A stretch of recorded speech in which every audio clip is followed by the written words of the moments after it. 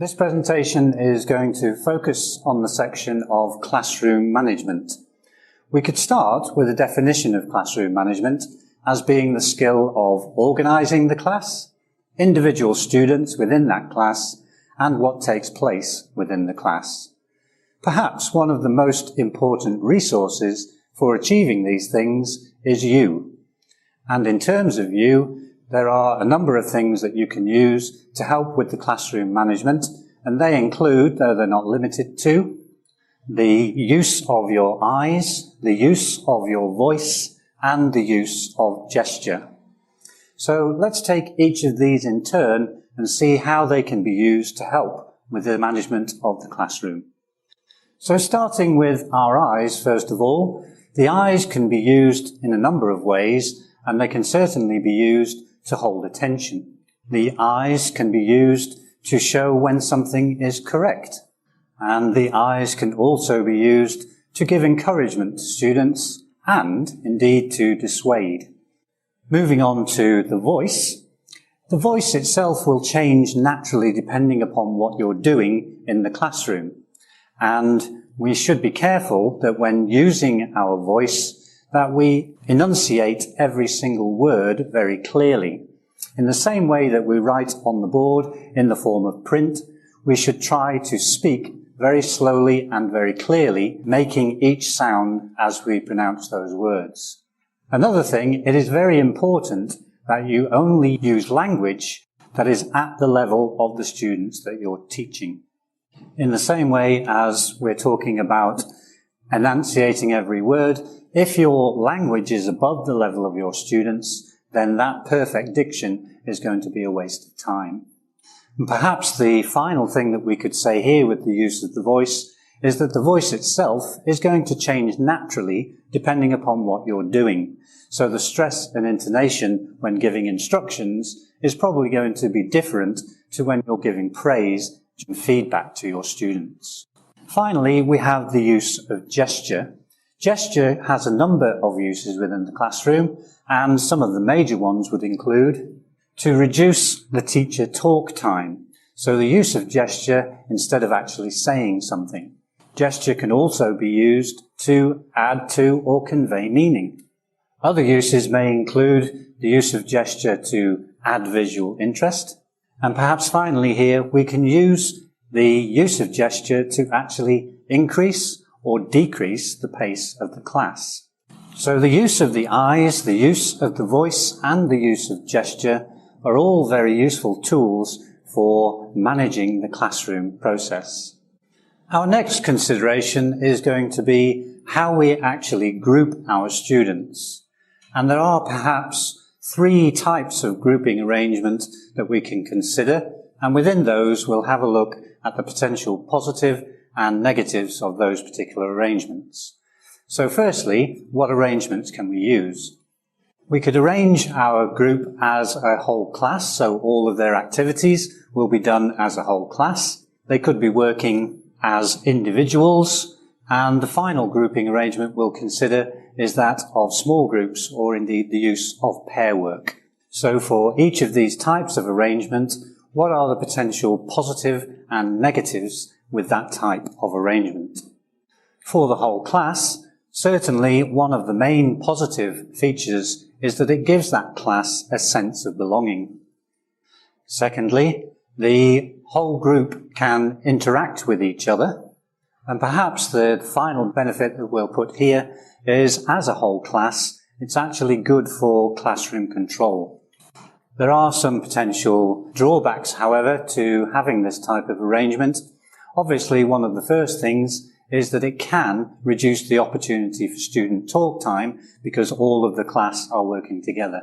Secondly, for the shy students, it can be quite off-putting having to work with the whole class together.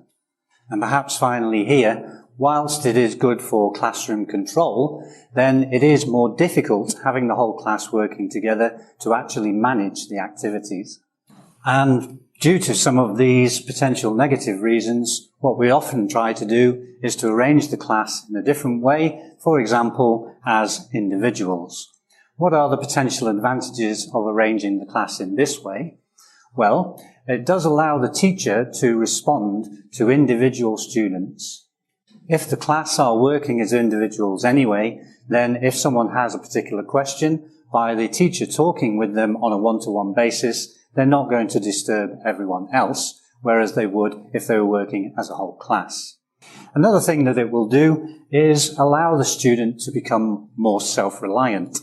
Obviously, when they're working on their own, they're going to have to produce their own answers, and that will help them with their self-reliance.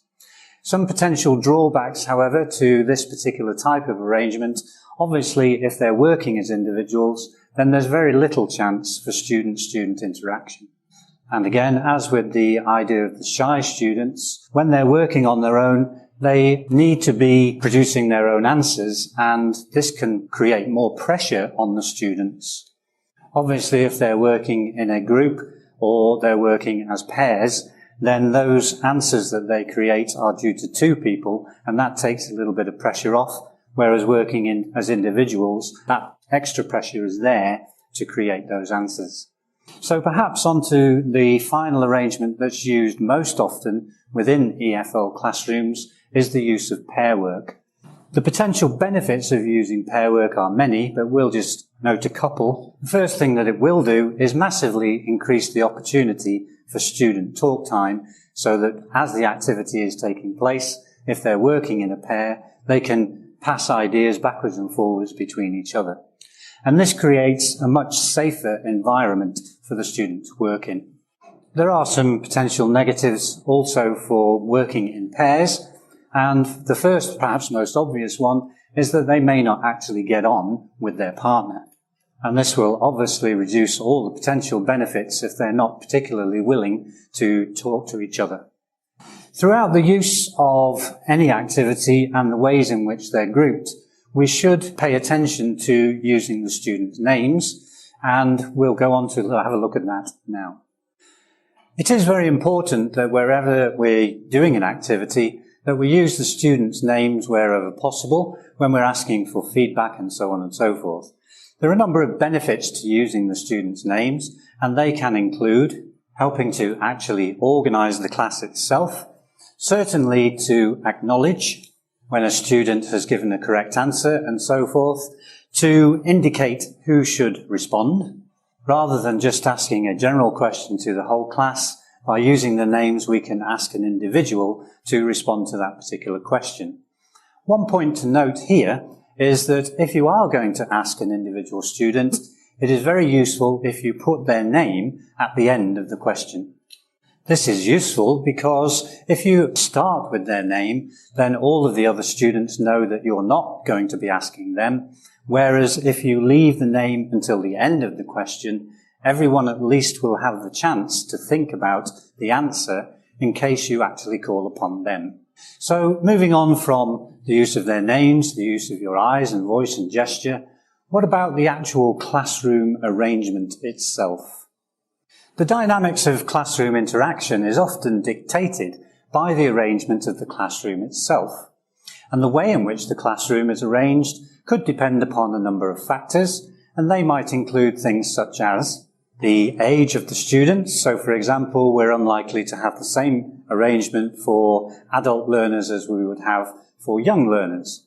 It could also depend upon the actual physical space available. The physical space may determine how we have to arrange our classroom to maximize the opportunity for interaction and so forth. It will also depend on what material is available, and by material in this case we're talking about the actual desks and chairs and so on and so forth. Perhaps the final thing we might put here is that it could also depend upon the students' personalities. So within the idea of classroom arrangement, there are a number of possibilities, and those possibilities we need to think about a number of questions as to how we arrange the classroom. Perhaps first and foremost, how is it going to affect the actual classroom atmosphere? Secondly, which actual classroom arrangement is going to be most conducive to our classroom control? Thirdly, will it allow for maximum student-to-student interaction? So we could call that student talk time. And finally, is it possible with the particular classroom arrangement that we've got to do all of the planned activities that we have created for this lesson? So before you actually arrange the classroom in any particular way, ask these questions of yourself and think about the physical space, the age of the students, and so on and so forth. And from those parameters, decide which classroom arrangement is going to be best. So now we'll consider the actual classroom arrangements themselves in terms of the physical desk layout. There are possibly three main types of arrangement that are used within classrooms, and we're going to indicate the desks here as being boxes, and the arrangements of the students within those desks will be blue crosses. So here we have the desks arranged in rows and the students sitting within those rows. The second arrangement could be the use of horseshoes or semicircles. And finally, the use of individual desks. So for each of these arrangements, what are the potential advantages and disadvantages of arranging our seating in this way? Let's take the rows first of all. One of the potential advantages is that it does give the teacher the opportunity, if it's arranged correctly, to move around freely within that arrangement. The second potential advantage is that it allows the students to have a clear view of the teacher at their prominent position at the front of the class. There are, however, some potential drawbacks to this particular arrangement, and firstly and foremost, it can be very difficult with this type of arrangement for whole class interaction, so it's difficult for people to get up and move around.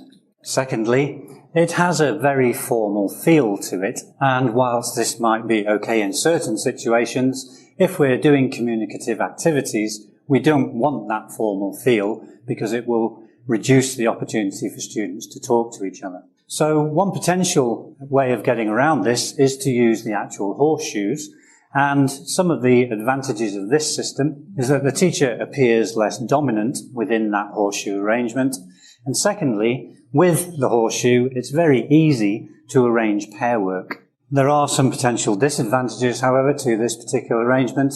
Perhaps the most important is the actual position of the teacher within this horseshoe.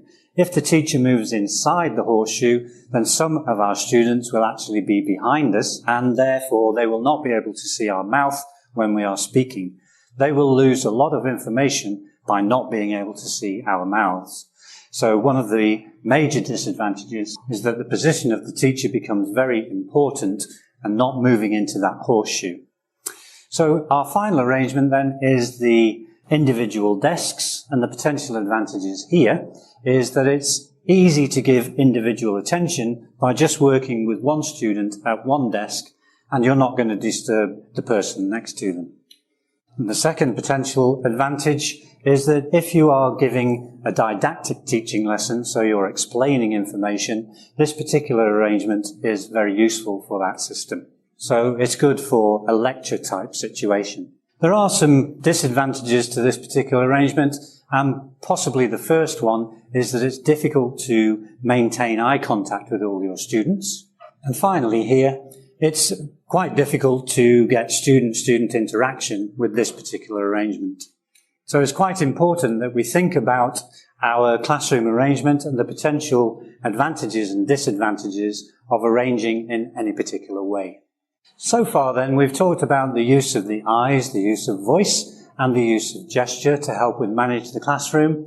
We've also looked at the actual classroom arrangement in terms of the physical space and the material within that classroom. And we've looked at three of the most common types of arrangement in terms of seating. There are some other classroom management issues that we need to consider, and they may include issues such as writing on the board, giving students individual attention, the use of teacher talk time, the way in which we should give instructions to our students, the building and maintaining of rapport with our students, and finally, the one that perhaps most new teachers particularly spend a lot of time worrying and thinking about is the issue of classroom discipline. So what we'd like to do is to take each of these in turn and look at some of the major issues surrounding these classroom management issues. One of the major ideas here when writing on the board is that we need to be aware that whenever we're using the board to write down information, we should not be talking. And whenever we are talking, we should not be writing on the board. This will inevitably lead to what's known as dead time, when nothing is being said as we're putting information on the board. This dead time is not a problem, but we can actually minimize it by using a number of techniques. We could use pre-prepared material, so we put information onto large pieces of paper, and then instead of writing on the board, we actually stick those materials onto the board as we go through the class. Another idea is to actually ask the students to write on the board for you. Another thing is that we could actually put work up onto the board before the class starts, and then to cover that work with pieces of paper, which we can then take off as and when we get to it. Another very useful technique is to actually, during an activity, particularly study activities, once the activity has got going and we've monitored to check that the students are all working correctly, use that study time to actually put material up onto the board. And as mentioned before, it is very important that when we're writing on the board that we do print our letters out individually and clearly. Our next main issue is going to be that of giving students individual attention. Here, many classroom management and even potential discipline problems can be avoided by applying some simple rules to giving your students attention. The first one is to think about the way in which you ask questions. Don't ask questions in a predictable order. If you just go around the class asking questions from one person to the next, then the person at the end of the class will know that it's going to be some time before you actually get to them. So try to mix up the way in which you're asking questions. In terms of answers to questions, don't allow individual students to dominate all of the answers. One of the things that we can do to help this particular issue is to use the students' names, as mentioned before, but remember, put those names at the end of the question. One of the things we need to do as the teacher is try to keep a note in our mind of who has actually answered various questions so that we can be as inclusive as possible. However, one point that we should put on the end of this is that we try to include everyone to give us answers when they can, but if they can't, then don't force students to answer. This is particularly important in countries where actually giving a wrong answer could cause that person to lose face. So don't force a student to answer if they're not sure. When considering teacher talk time, we can perhaps look at the major advantage and disadvantage of the teacher actually talking. The major advantage is that you as the teacher are usually the only real model for the language, the source of correct English. So at some stages, your talking time is very important to the students. So when you're modelling language, that use of teacher talk time can be very advantageous. There are major disadvantages to overusing teacher talk time, however, and perhaps the major one is that whenever the teacher is talking, the students are listening. And if the students are listening, then they themselves cannot be talking. So teacher talk time reduces the opportunity for student talk time. So we should try to minimize the use of teacher talk time wherever possible. How can we do that? Well, there are a number of simple ideas. We've already looked at the idea of using mime and gestures, and here we could include pictures. Secondly, then we need to make sure that we're only using language that's at their level. For a low-level group, it means that the language available to us as the teacher is going to be quite limited. That limited language will in itself reduce teacher talk time. And perhaps the final idea for this particular list is to make sure that we avoid the use of jargon and elaboration. Perhaps the main message here is to keep it simple. Our next consideration is that of giving instructions to our students. In order for the students to effectively carry out an activity, we need to make sure we have given clear and ambiguous instructions.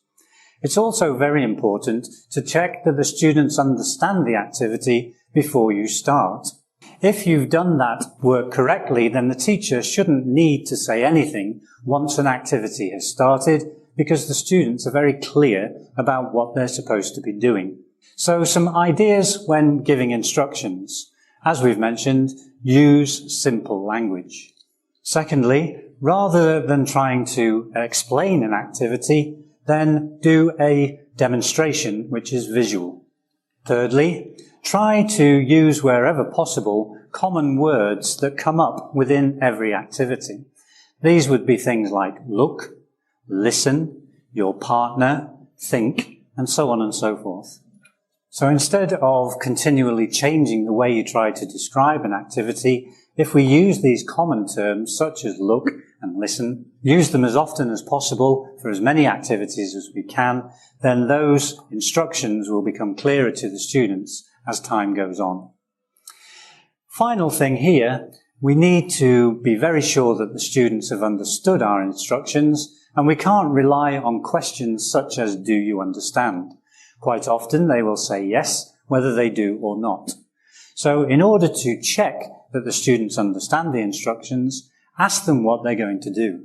If they cannot adequately answer that question, there's very little point in moving into the activity itself, and we need to go back and explain, demonstrate again. Our next consideration is going to be building and maintaining rapport. The importance of rapport is that within our communicative activities, we're asking the students to talk to each other. If they feel comfortable with each other and with us, then that interaction is much more likely to be useful. So how do we actually build and maintain rapport?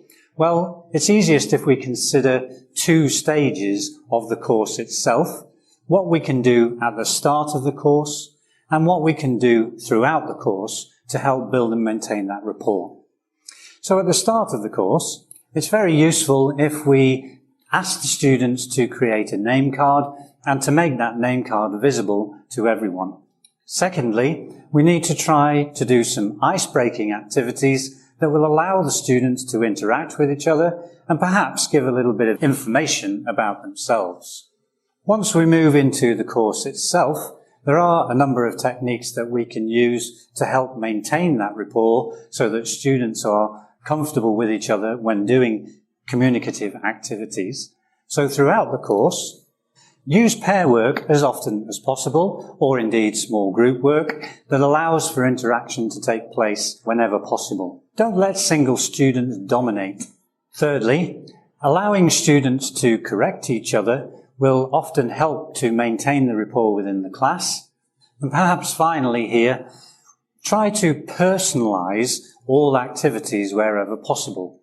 Quite often you'll be taking activities from course books, and if those course books, if you take the activity and white out the names of people given within those activities, substitute those for the names of the people in your class, so you have personalized it for your class, then that will help to build and maintain rapport within the class. Our final consideration here then is going to be discipline within the classroom. From your own experiences at school, you will know that some teachers have more discipline problems than others. Now, there are no set rules which will work for all situations that you find yourself in, but there are some things that we can do to stop problems arising in the first place. One of the major causes of problems is when students do not respect the teacher. And there are some things that we can help to build and maintain that respect from our students. Perhaps one of the major things that you should consider, it is very important that you are always seen to be fair, that you are punctual, that you are always well prepared in terms of your materials and activities, that you do not make threats within the classroom and then not carry them out. Also here, it's important that we show respect for our students in all situations. And this can come down to very simple things like when we give homework, we should make sure that we take that homework in and that we mark it promptly and give it back. And finally, one of the major things that we can do to help maintain the respect of our students is to always be enthusiastic. Our final consideration here in terms of discipline is going to be your response to problem behaviour. Your responses are actually critical as to whether the problem is going to be increased or decreased. Here's a few simple things to remember in terms of your responses to discipline. Firstly, it's very important that you act immediately before the problem can get worse.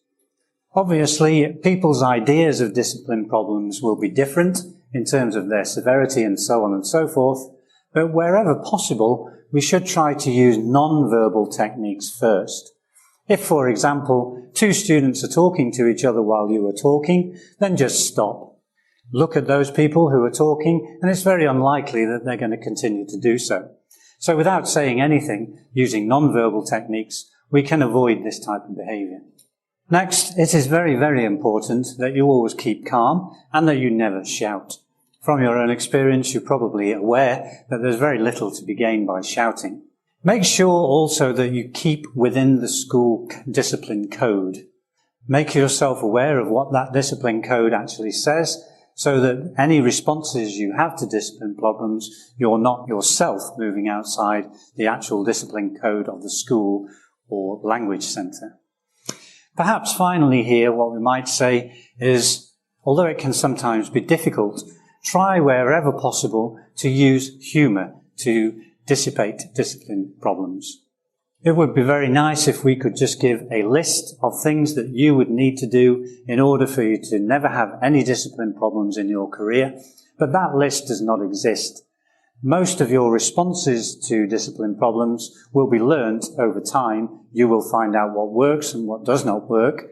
But when you first start, if you keep these sorts of ideas in your mind, then it does mean that discipline problems shouldn't escalate.